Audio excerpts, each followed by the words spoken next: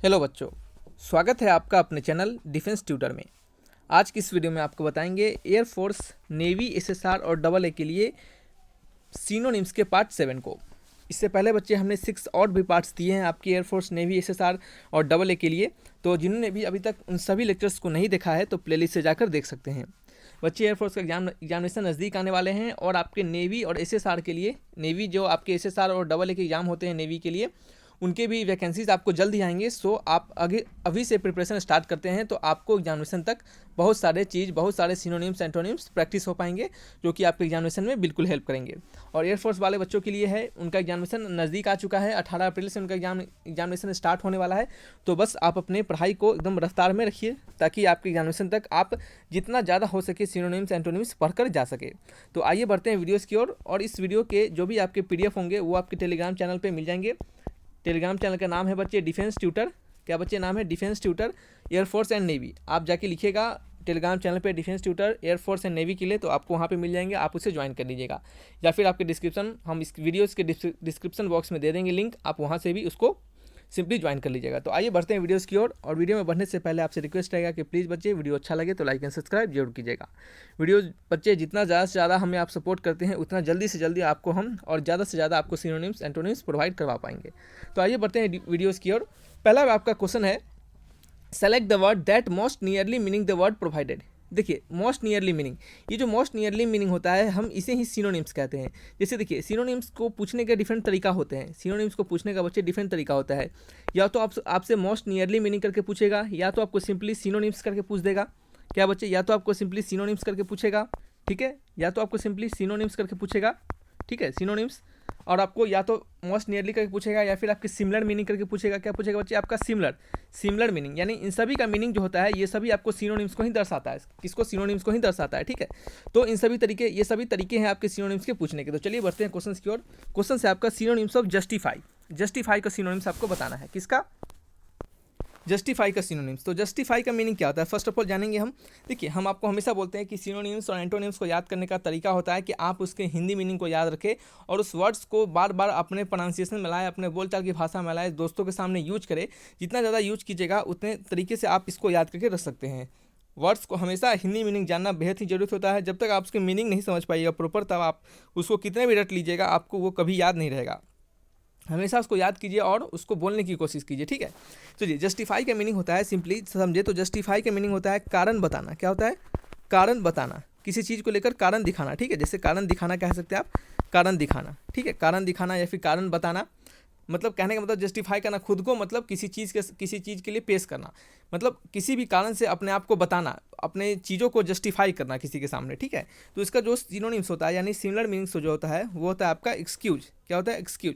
जैसे आप सिनोनिम्स को पर्यवाची के नाम से भी जान सकते हैं। देखिए, एक्सक्यूज, तो एक्सक्यूज का मीनिंग क्या होता है? EXCUSE, ठीक है। एक्सक्यूज की मीनिंग की बात करेंगे तो एक्सक्यूज का मीनिंग होता है बहाना। क्या होता है? बहाना। जैसे आप समझ सकते हैं कि जस्टिफाई मतलब कारण दिखाना, अपने आप को किसी के सामने जस्टिफाई करना, ठीक है।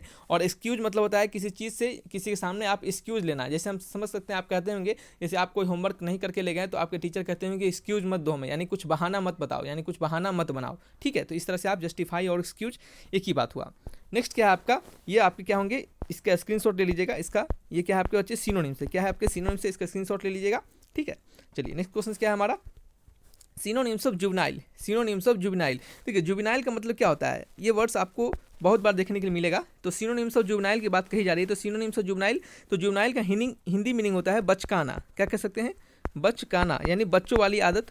बच्चा मतलब आपके बचपना हो, आपके अंदर क्या हो? बचपना हो, यानी बचपन का कुछ आपके समझ सकते हैं अंदर आपके बच्चों की तरह आदत आपका हो, ठीक है। उसे हम कहते हैं जुवेनाइल। क्या होता है? जैसे आपने जुवेनाइल कोर्ट के बारे में सुना होगा, जैसे बच्चों का कोर्ट, यानी बच्चों का जहाँ पे आपको किसी कारण से बच्चों ने कोई अपराध किया हो तो वहाँ पे उनको ले जाया जाता है, ठीक है। तो उसको कहते हैं जुवेनाइल कोर्ट, यानी बच्चों का कोर्ट, बच्चों का न्यायालय। इसी तरह जुवेनाइल मतलब बचकाना होता है, ठीक है। इसका जो आपका सिनोनिम्स होगा, पर्यवाची होगा, वो होता है एडोलसेंस। एडोलसेंस का मतलब भी क्या होता है? बचकाना ही होता है।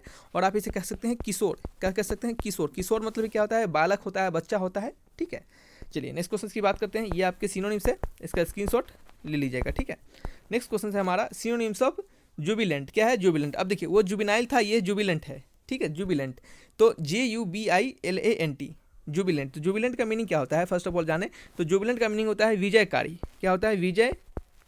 विजयकारी, ठीक है, देखिए हम यहाँ पे लिखते हैं विजयकारी, ठीक है, विजयकारी, ठीक है। और इसका जो आपका सिनोनिम्स होगा वो क्या होगा आपका सिंपली रिजॉइसिंग, क्या होगा रिजॉइसिंग, ठीक है, रिजॉइसिंग। तो रिजॉइसिंग का मतलब क्या होता है, रिजॉइसिंग का मतलब होता है खुशी, ठीक है। किसी चीज़ में आप विजय प्राप्त करते हैं, यानी किसी चीज़ में आपको सफलता मिलती है तो आप उससे खुश होते हैं, ठीक है। तो सिंपली आप इसको रिलेट कर सकते हैं जुबिलेंट को विजयकारी से, यानी आपको खुशी से, ठीक है। तो रिजॉइसिंग मतलब भी खुशी और जुबिलेंट मतलब भी खुशी, ठीक है, और विजयकारी। नेक्स्ट है ये आपके सिनोनिम से, इसका स्क्रीनशॉट ले लीजिएगा।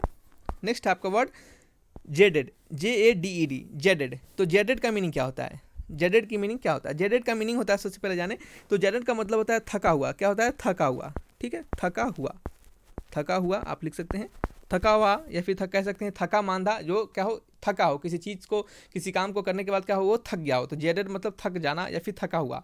और इसका जो सिनोनिम्स होगा वो होता है फैटिग। आपने फैटिग को बहुत बार सुना होगा कि फैटिग मतलब क्या होता है थक जाना, फैटिग मतलब भी क्या होता है थक जाना। ये आपको बायोलॉजी में भी आपको ये वर्ड देखने के लिए मिलता होगा फैटिग, इसका मतलब भी क्या होता है बच्चे थका हुआ या फिर थका मांदा और थक जाना, ठीक है। चलिए ये इसके सिनोनिम्स हो गए, इसके स्क्रीनशॉट ले लीजिएगा।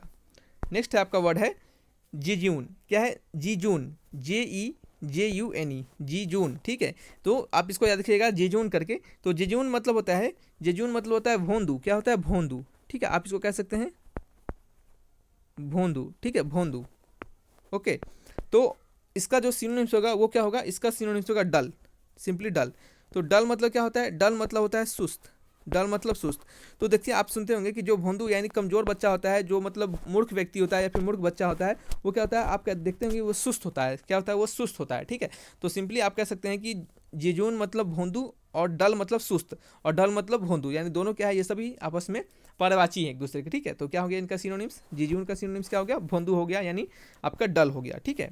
तो ये कुछ आपके 5 सिनोनिम्स थे, आप इनको अच्छे से ध्यानपूर्वक देखिएगा, एक बार 2 बार सुनिएगा, वीडियोस को दोस्तों में यूज कीजिएगा, वर्ड्स को जितना आप प्रोनाउंस कीजिएगा उतना ज़्यादा आपको यह याद रहेगा, ठीक है।